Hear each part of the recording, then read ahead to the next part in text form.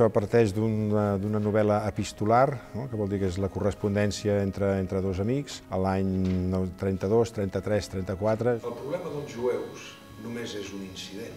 Està passant una cosa molt més gran. Just al moment de pujar del poder del nazisme, del Hitler. El renaixement d'aquesta nova Alemanya sota el nostre estimat líder. I són dos amics, molt amics. Un d'ells decideix tornar a Alemanya i té un amic que és jueu i que ell es queda als Estats Units.